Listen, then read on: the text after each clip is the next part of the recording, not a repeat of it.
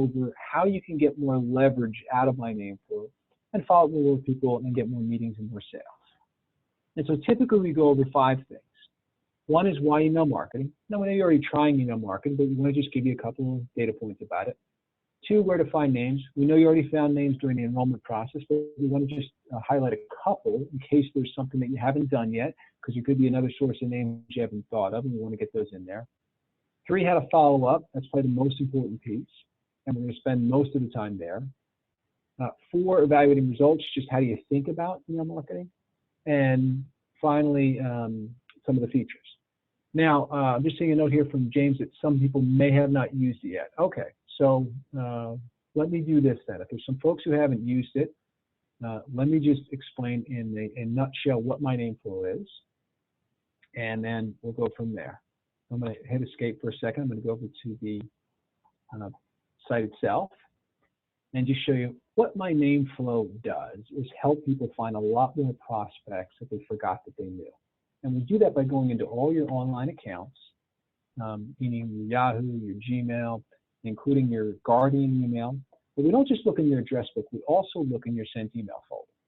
And the reason your sent email folder is so important is because over the years you have gone to a lot of weddings and alumni events and Little League Baseball and so forth.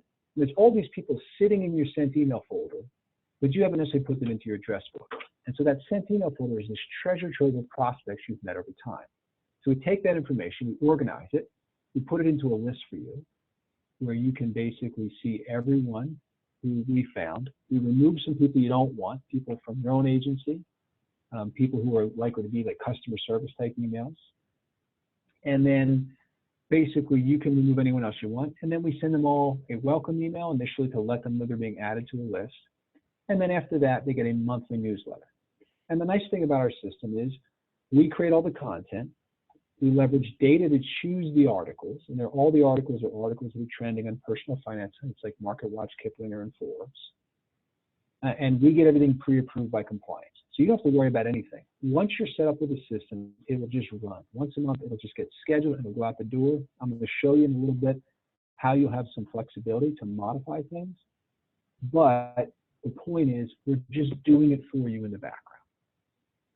And so that's basically how the system works in a nutshell.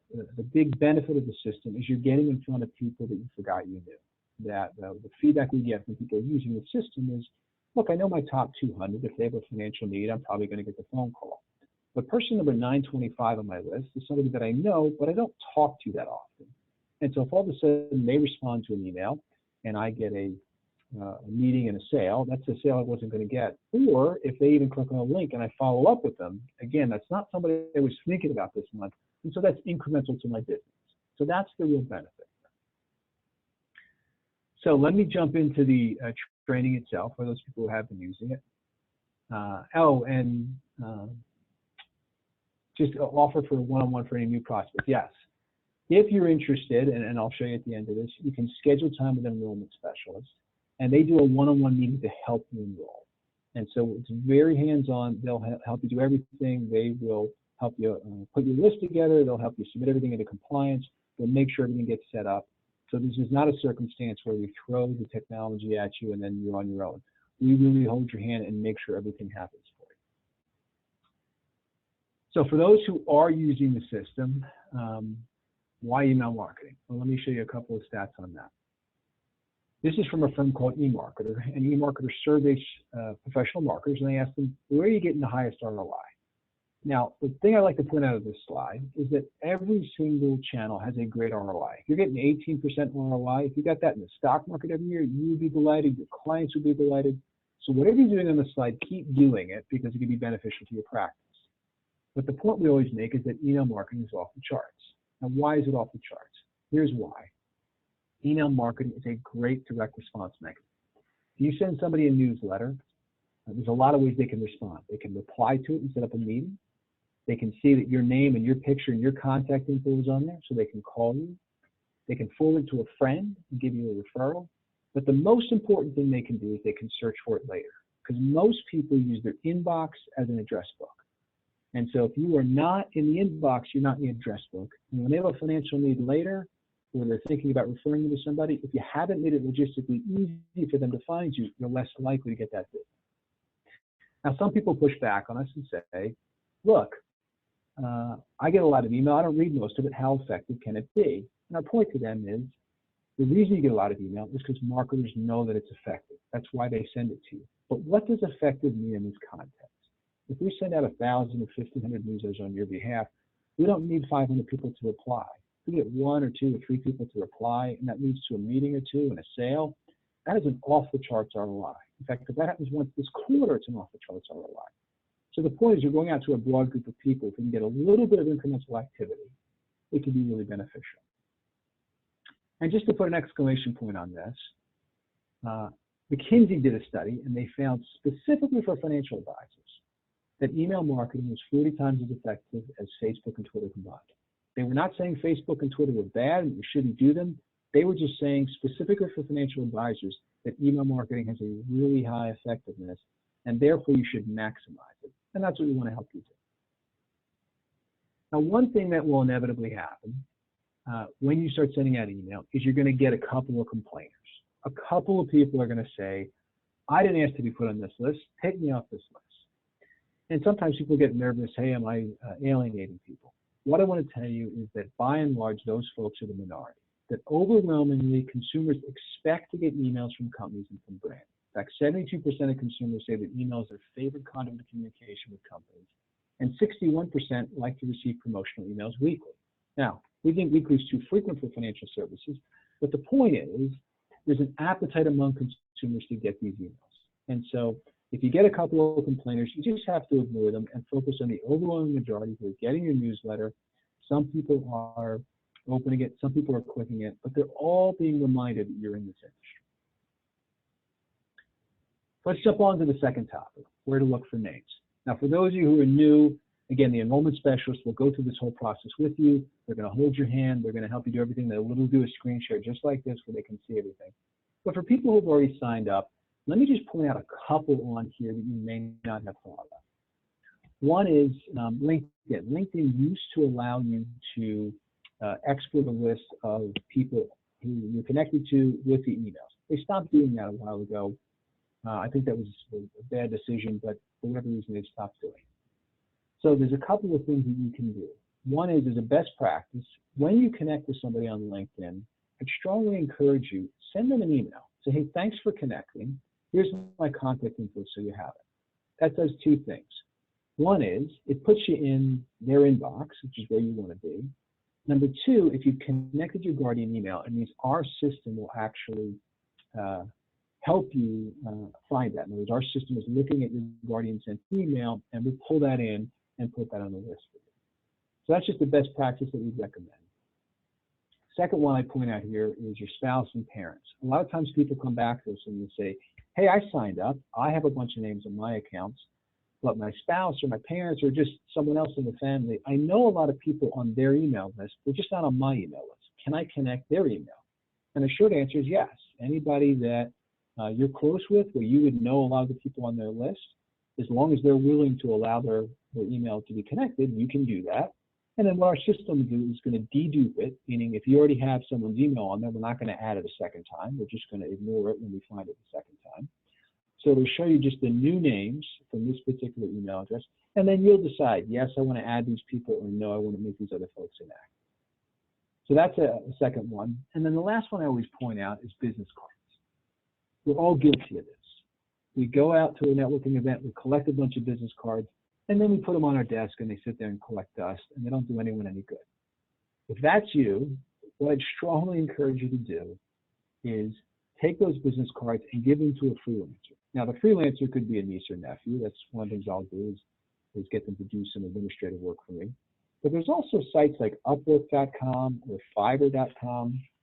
There's all these people that will do administrative work for you that you never seem to get around to for very reasonable amounts of money. And so you could actually go on Upwork, you could hire one of these people, you could send them those business cards, and let's just say that it costs $50 to add 200 or 300 business cards. They'll put it into a spreadsheet, we'll upload it into MyNameFlow. If all of a sudden you get a meeting and a sale from one of those folks, that is an off-the-charts ROI. So don't let those business cards collect dust. Make sure you're adding them into MyNameFlow. And again, if you don't have the time to do it, and it's probably quite frankly not a good use of your time, get someone to just do some admin work for you, and it'll be totally worth the investment. Now, we're constantly talking about getting more names in the system, and the reason we want you to do that is because, again, email is this highest ROI channel. We want to make sure you're maximizing that channel. The other reason is that emails change over time. So over time, someone's going to switch from Yahoo to Gmail. They're going to switch from one company to another. And so we want to make sure you're capturing those new email addresses. Now, our system is doing a portion of that for you, because what will happen is for any account that you have connected, if your friend sends you an email and they used to have a Yahoo and now they have a Gmail, you may not even notice. But when you hit reply, what's going to happen is that'll go into your sent email folder. And since we're taking a look at that, we'll say, hey, this is a new email address we haven't seen before. We put it into your add names folder, and you'll decide, yes, I want to add this person, or no, I don't. So our system's doing a portion of that, but obviously if it was something like a business card that somebody handed to you, we wouldn't know that, and our system wouldn't identify that. So we want to make sure you're constantly updating those as well. Now, before we get into the follow-up, let me talk about one thing we would strongly discourage. Don't send to people you don't know at all, where there's no connection with them. And what I mean by that is don't go to data.com or SalesGenie and buy a list. And the reason is there are 4 companies in our country that control 85% of consumer email: AOL, Microsoft, Yahoo, and Gmail. And all 4 of those companies give you a sender reputation, meaning they're paying attention to the type of email you're sending. And they're saying, hey, are people opening this? Are they clicking on this? Or are they clicking on that spam button? And if they see a whole bunch of people clicking on that spam button, what they end up doing is they say, ooh, we think this person might be a spammer, and they're more likely to put your emails into the spam folder. The problem is they won't just put the cold emails into the spam folder, they may put the warm emails into the spam folder as well. So the challenge is if you buy a cold list and add it to your warm list, it can actually hurt your warm email marketing. So what we encourage you to do is just focus on your warm emails.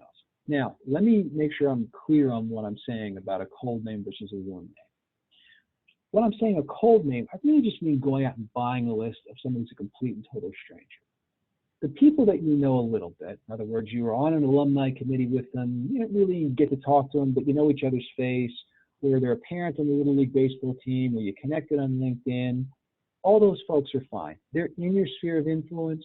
When they get your newsletter, when they see your picture, they're much more likely to actually remember who you are, and so that'll go really well. It's just going out and buying a complete cold list where they have no connection to you whatsoever. That's not going to be effective. You're not going to get good results, and you might hurt your sender reputation. And so that's why we would discourage that. So let's move on to the follow-up portion. Here's what we'd say. Number 1, inquiries and new names. Whenever you get an inquiry, we'd strongly encourage you to follow up right away. And what I mean is if somebody replies to you, one of your newsletters, or if they pick up the phone and call you, or you get a referral over to somebody. And the reason is there's some good research that says the quicker you respond, the more likely you are to get the meeting and the sale. And I worked at another insurance company for a long time, and we studied this issue. And here's what we found. If you respond within 2 hours, you're more likely to get the sale than if you respond within 24 hours. And if you respond within 24 hours, you're still more likely to get the sale than if you respond within 48 hours. And the reason we believe is because if somebody has a question and they reach out to you and they're not getting an answer, it's so easy for them to go online and start asking other people that same question. And if someone else gets back to them first, that person's going to be in pole position to get that business. And so you want to make sure you're responding right away if somebody has an inquiry. Now I'm going to talk in a couple of slides about people who actually take the time to click on one of your links. I'm not saying you have to respond to those folks right away. It's just the folks who are reaching out to you and they have some sort of a question. Second group I'd say is add new names quickly. And what I mean by this is when you go out to some event, whether it's a networking event or an alumni event, or you meet somebody at a wedding, wherever it is, go ahead and add their names right away. Because what it can do is it can reinforce the relationship. And the example I like to give here is more than 10 years ago, I went to a party with a friend of mine, and he introduced me to his buddy who was a real estate agent.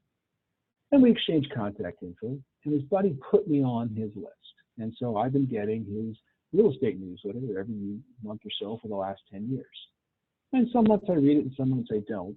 But what's happened is I haven't seen this individual since then, but because I get his newsletter, I remember who he is. I see his picture and it jogs my memory. Oh yeah, that's the guy I met with my friend Jimmy. So what's happened is over that time period, I have not needed a real estate agent. But other folks have said to me, hey, Paul, do you know anyone who's a real estate agent in New York? And you know what I've done? I've forwarded over his newsletter. And the reason I forwarded over his newsletter is he's the only real estate agent I know in New York City who sends me a newsletter. I probably know 10 other real estate agents, but I know them from different contexts. So in the moment, I can't think of who they are. Whereas because his newsletter is in my inbox and it makes it really simple for me, I forward it over to other people. And so over the years, even though he hasn't gotten business directly from me, he has gotten a bunch of referrals from me.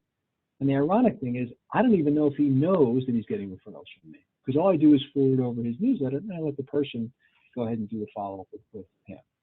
So the point is, you never know that person you met only once. They could be a good source of referrals, or they could be a source of business at some point in the future. You just don't know when that's going to be. So go ahead and get them on your list and make sure you reinforce that relationship. So let's talk about people who take the time to click on a link. Somebody who reads your newsletter, they open it up, they click on a link, they're more likely to be thinking about their finances.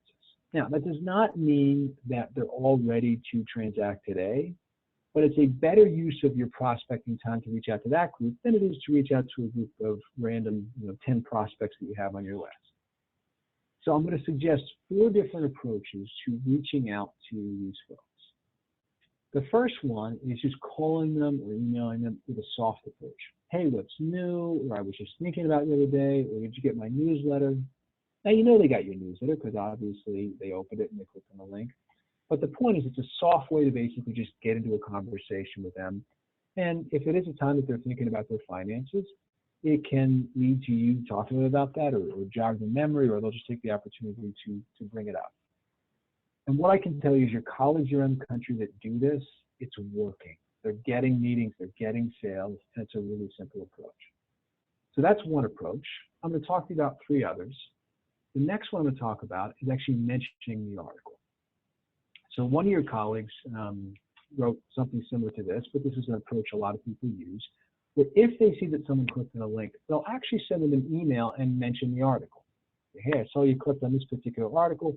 Here's something I really liked about that article, and then make an offer. I realize we've never gotten together before. I'm open on Tuesdays and Thursdays. Let me know if we could schedule a meeting sometimes. Your colleagues, again, around the country who are doing this, they're getting meetings and they're getting sales, even from people who they've never met with before. And all they're doing is following up with somebody at the point in time that they're more likely to be engaged.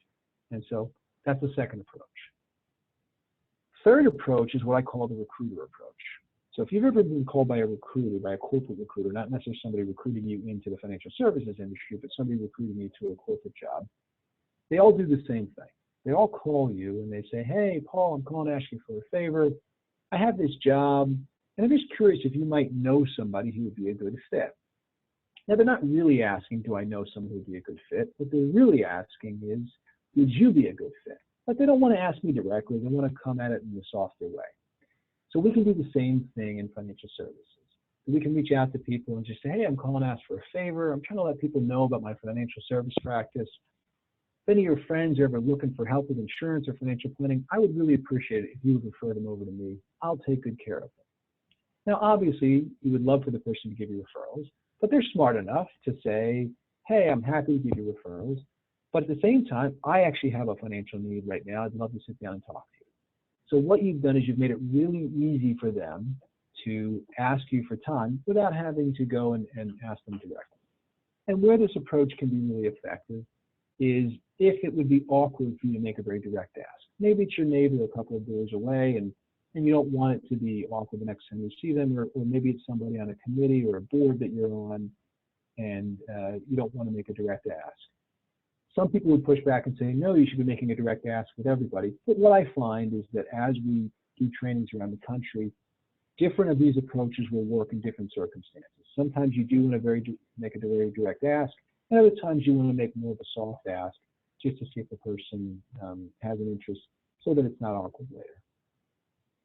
Last approach I want to talk about is leveraging the source information.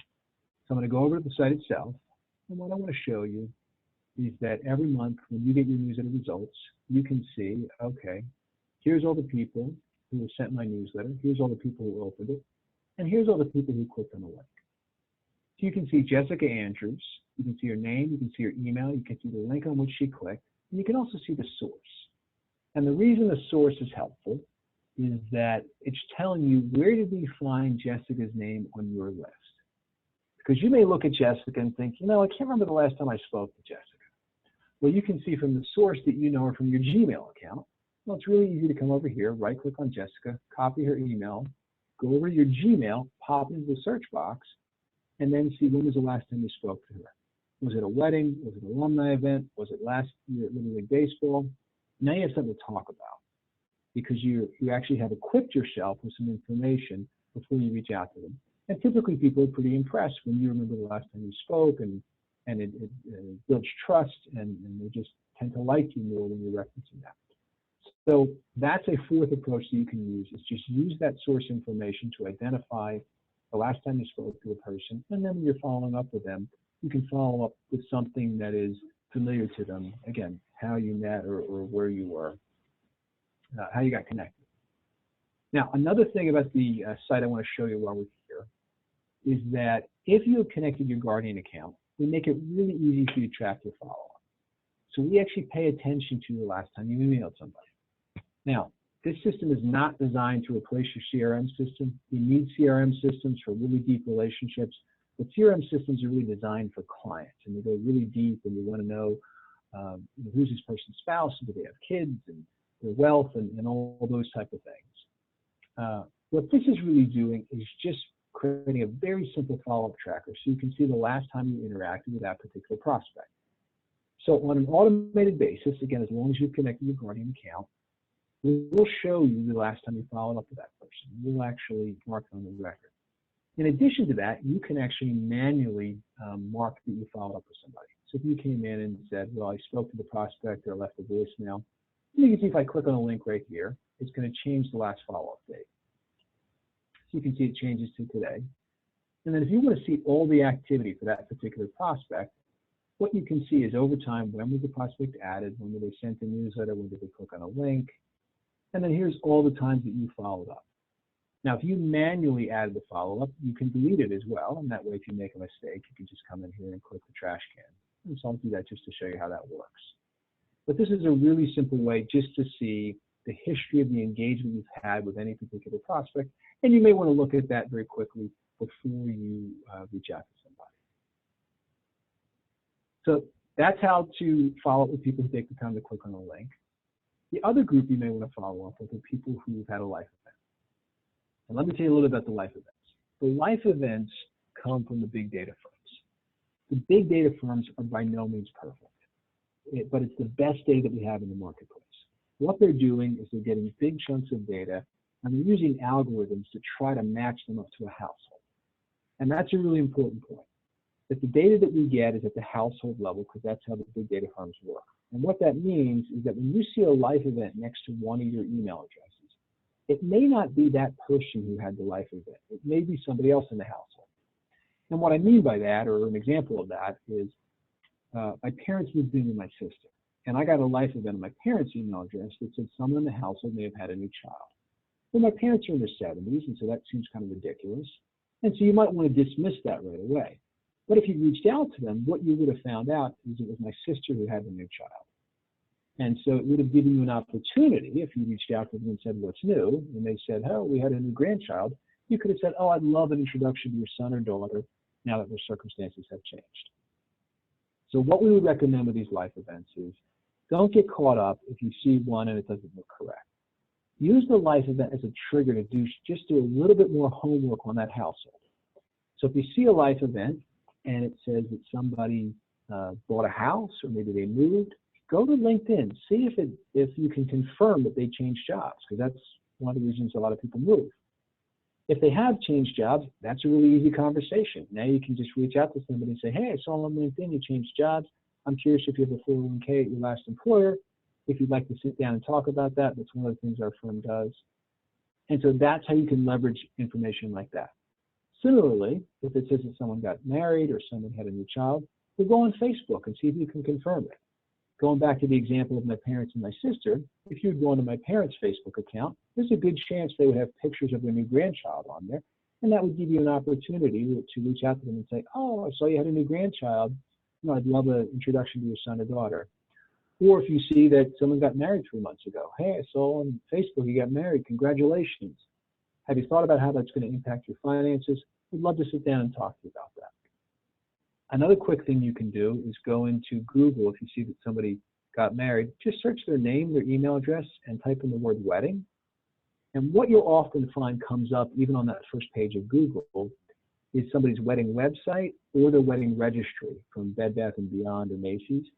Well, then it's really simple because you can basically reach out to them and you can say, hey, I stumbled across your wedding website or your wedding registry. I saw you got married 3 months ago.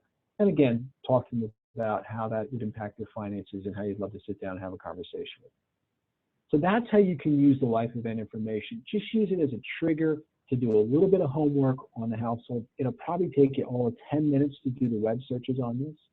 And then follow up with the people where you can confirm something. So let me actually show you the life events here on the website itself.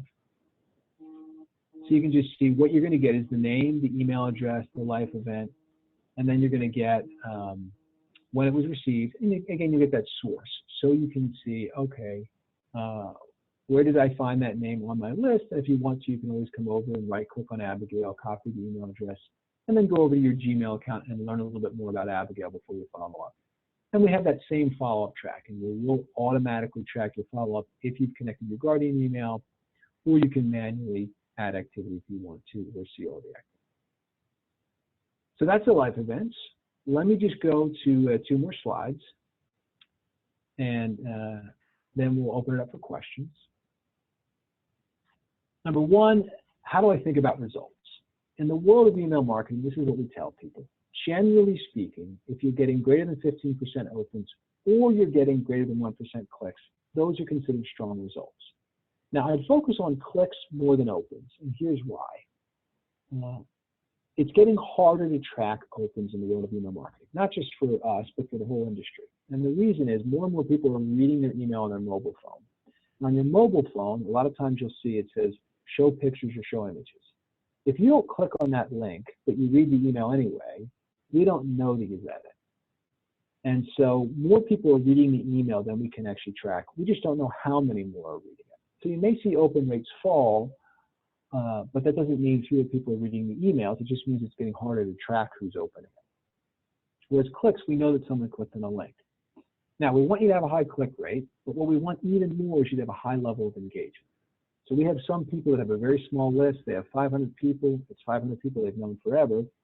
And they have very high click rates, 8 and 10% click rates. You think, wow, that's terrific. Other people have 3,500 names, and their click rate is much lower, but what they have is more total engagement because they're just reaching a much broader group of people. So as you add more people and the relationships are strong, you may see the numbers fall a little bit, but that's okay as long as you're reaching more people. And so you can see the example on the bottom of the page.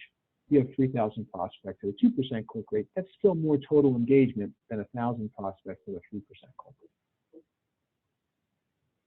And then the last thing I want to do is just show you a couple of different features on the site to make sure you're aware of them. So let me go ahead and go to the site itself. And one thing is, if anyone has an assistant, you can always add an assistant to the site, meaning put in their name and their email. And what will happen is the assistant will get copied on any system-generated email you get. So any email from MyNameFlow, meaning, hey, you have new names, hey, a newsletter is scheduled, hey, you have new life events.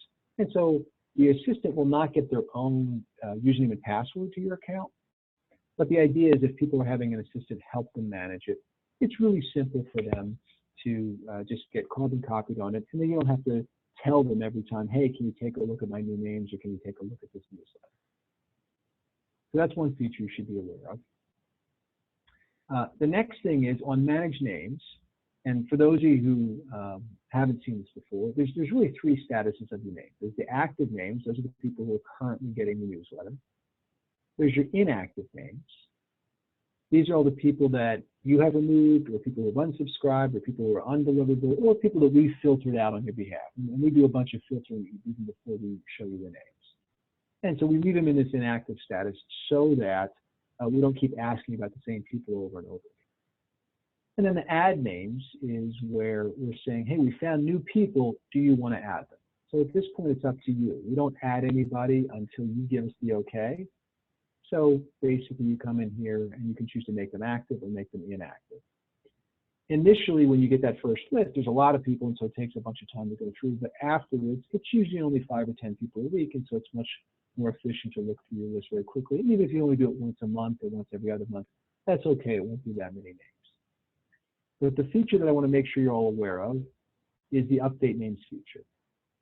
When we find your names initially, sometimes we find name information, or sometimes we don't find name information. It just depends on what's going on in the sent email header. When you find that email address a second time, if we find different name information, we'll present it to you. So what you can see here is currently we don't have name information for Lamar, but the second time we found it, we found some additional name information. So it's really easy for you to come through here and basically either keep the current or accept the proposed or edit the name. And if you just want to type in something that you want to put in there, you can do that as well. But it's really easy to select all if you want and just accept all the proposed. So what we'd encourage you to do is come here once in a while and update the name information. Now, as a reminder, the way the system works is it says hello first name, comma, in your newsletter. If there's no first name, it just says hello, comma. So we accommodate a circumstance where there's no first name. But the point is, if you can make your list better over time by getting more and more name information in, it just personalizes your newsletter more. And also, if you ever want to export your list and do something else with it, it's nice if you have all the names on there. So that's that piece. And then I wanted to show you a little bit about the newsletter results. What's going to happen every month when you get notified, hey, you have a newsletter scheduled, is that we've got everything pre-approved by compliance. You don't have to take any action. It's just going to go out the door if you don't look at it at all. But if you want, you can always come in and view the newsletter. And so we've added a couple of features here. I want to make sure you're aware of. Every month, we typically have 4 articles. And so up here, you're going to see these 4 articles that are just the teaser text. And again, everything's personalized for you. And for those of you who are new, we personalize this all for your agency, or even if you have a DBA, we personalize it for your DBA. Just tell the enrollment specialist you have a DBA and send us your logo, and we'll take care of the rest. And you can come in here and you can see the 4 articles that are scheduled to go out. Now, again, if you take no action, they'll just go out the door, and everything's terrific, and they've been pre-approved, and we use data to choose those articles. But if you want, you can come in and see, okay, here are 4 articles that are recommended. They're in blue. But then we have these alternate articles that have also been approved by compliance. And if you want to change one of the articles, it's really simple for you to come in here, grab number 5, and move it into the 4th position, and click Save. Make sure you click Save and Preview. Once you do that, your newsletter is updated. You don't have to take any other action. We've got everything pre-approved by compliance. It's really simple for you. But the nuance I want to make sure you're aware of is that the title or the subject line is tied to that first article. And so when you change that first article, I'm going to show you what I mean here. If I change number 2 and put it in the first position, it's going to change that subject line. And that's by design, because we obviously want the subject line to relate to something in the newsletter. When you choose that first article, we've already chosen an article that we think has broad appeal. And so we encourage you to do the same thing for your prospects if you're going to switch it. And the best example I can give there is sometimes we'll include a business owner article in there. We typically won't put that in the first position. We may put that in the 2nd, 3rd, or 4th position. And the reason is it's a good article to include because some of your prospects may be business owners. But unless all your prospects are business owners, I wouldn't put that first because it's not something that's going to have broad appeal to a lot of people. So just make sure when you put an article in the first position and you choose one different than what we chose, that you're choosing one you believe has broad appeal to a lot of your prospects. And again, make sure you're always clicking on Save and Preview. And then one other nuance here is that you can change the number of articles. So if one month you say, you know what, I really want 3, or there's a 5th one I really love, you can do that. And again, you don't have to get anything approved by compliance. We've already gotten everything pre-approved. You just make the change, click on Save and Preview, and we'll take care of the rest.